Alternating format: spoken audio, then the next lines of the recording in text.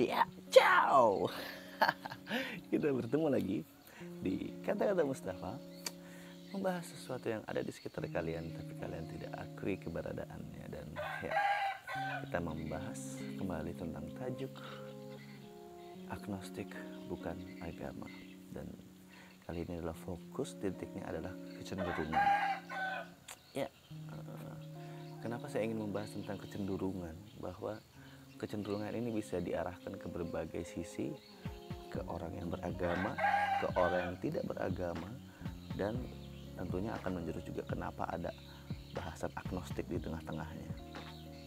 Ya, manusia memiliki kecenderungan dan terhadap banyak hal, terhadap banyak keadaan gitu ya, sehingga tanpa kecenderungan manusia merasa hidupnya tidak bermakna begitu ya, atau tidak ada yang tidak ada yang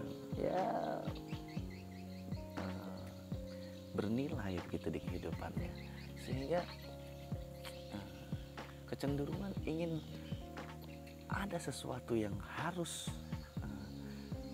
tercapai dari tujuannya tersebut, menjadikan manusia kadang-kadang ya memiliki kecenderungan yang lain, akhirnya cenderung melakukan hal-hal yang tidak harusnya dilakukan, atau mungkin hal-hal yang tidak manusiawi gitu ya.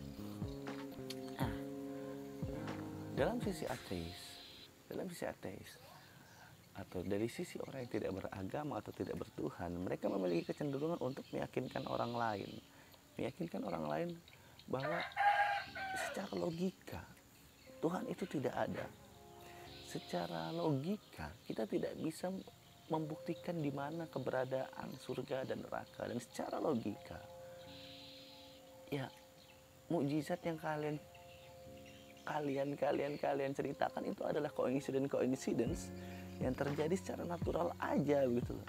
Dan itu memang ada bukti ilmiahnya, tapi nanti suatu saat kita pasti akan membuktikannya.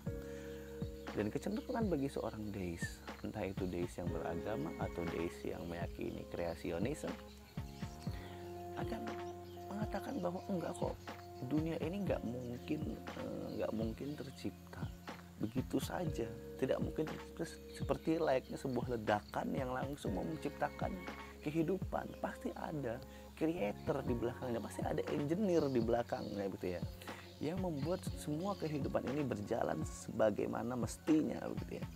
Dan ya itu di luar logika kita, di luar ilmu pengetahuan kita, tapi nanti suatu saat pasti akan terbukti. Dan ya deis maupun ateis memiliki perdebatannya masing-masing, sehingga mereka cenderung melakukan pembenaran untuk membenarkan argumennya. Jadi saat seorang ateis merasa bahwa apa yang dikatakannya adalah kebenaran, bisa jadi dia juga melakukan pembenaran walaupun dia mengedepankan logika begitu ya. Sedangkan deis dia melakukan pembenaran yang menurut dia kebenaran, dan kita harus mempercayainya terlebih dahulu ya. Jadi ada yang berdasarkan mengetahui karena dia melogikakan, dan ada juga yang merasa dia mengetahui berdasarkan kepercayaan. Dan ya akhirnya kecenderungan ini berujung pada sebuah pembuktian yang kita tidak bisa buktikan sekarang. Bahkan saat kita mati pun belum tentu apa yang kita katakan itu membuktikan sesuatu gitu ya. Dan muncullah agnostisme, di mana kita berbicara tentang ketidaktahuan. Ya bagaimana kita mencenderungi sesuatu bila kita tidak mengetahuinya. Sehingga kecenderungan bagi agnostik adalah kecenderungan bagaimana kita mencari tahu intisari dari kehidupan ini. Tujuan hidupku ini apa? Yang tersimpan dan termudah mungkin kita bertanya, kenapa nih? Sebagian orang mengatakan pohon, tumbuhan itu menghasilkan oksigen buat manusia, tapi kita sendiri yang menghancurkannya gitu ya. Bahkan yang menghancurkannya itu adalah sebagian orang-orang yang mengakui bahwa dia adalah orang yang beragama, orang yang bertuhan, tapi dia kembali menghancurkan. Jadi menurut saya ya wajar bila seorang manusia ada yang merasa dirinya kecewa dengan apa yang manusia lainnya lakukan. kecewa dengan sudah ada sebuah buku yang suci yang bertuliskan tentang bagaimana manusia harus hidup, ternyata dilanggar juga. Dan inilah kecenderungan yang membuat seorang agnostik, lebih baik aku beristirahat dulu untuk beragama dan aku fokus untuk mencari intisari kehidupan dengan cara ya belajar dan terus belajar. Nah, lemahnya dari seorang ateis adalah dia mungkin belajar, tapi dia tetap menjadikan pembelajarannya untuk menyerang orang-orang yang deis. Sedangkan orang yang deis, dia belajar dari satu patokan buku sucinya atau satu pemikiran sucinya untuk melakukan pembenaran dan merasa benar. Jadi ini adalah dua kompleksitas yang menurut saya akhirnya mereka tidak melakukan sebuah kebenaran yang absolut, tapi mereka hanya melakukan pembenaran. Pada akhirnya pun pembenaran ini bisa menjadi sebuah kebohongan. Ya. Pembenaran dari kebohongan yang satu menjadi pembenaran dari kebohongan yang kedua, sehingga dia tidak menjadi dirinya sendiri, dia tidak menjadi jati dirinya sendiri, dia tidak berkata-kata sesuai apa yang secara manusiawi dia harus katakan, tapi dia fokus untuk mengatakan enggak, pemikiranku yang benar. Mata kita di kiri dan kanan nih, tapi kita selalu bilang pemikiranku yang benar, seolah-olah di tengah sini ada satu mata yang kita tidak mau salahkan. Ya, satu itu aja pokoknya, nggak ada yang kiri kanan, nggak ada yang benar. Yang benar adalah yang ada di pikiran kita.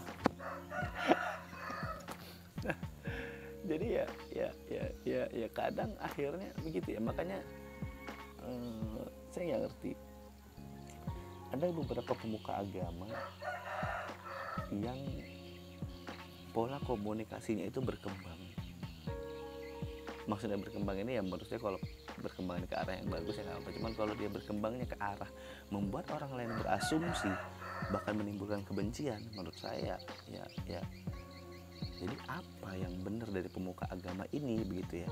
Dan kenapa orang-orang memuja-muja probabilitas yang dia berikan gitu.